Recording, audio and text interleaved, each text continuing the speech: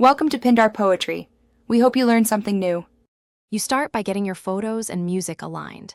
Import the image set and the audio into your editor, then detect the tempo so you know where beats fall. Once done, create a timeline and drop each image roughly where the beat hits. Don't obsess about exact frames yet. Make sure to name or number clips in beat order and enable snapping to markers, because snapping saves time and prevents drift as you refine later. Next, lock the rhythm by mapping cuts and motion to those beat markers. Cut or swap photos at each marker, or animate properties like scale and opacity timed to the beat. When animating, use short ease curves so movements hit cleanly. A 0, 1 0.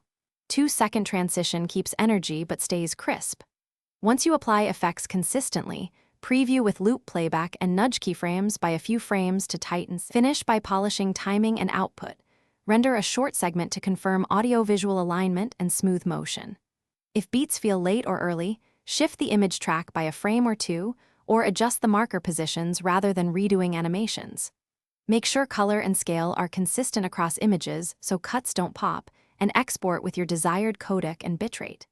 If you still see drift, check sample rates and timeline frame rate. Mismatches cause long-term desynchronization. Thanks for watching. Consider subscribing if we helped you.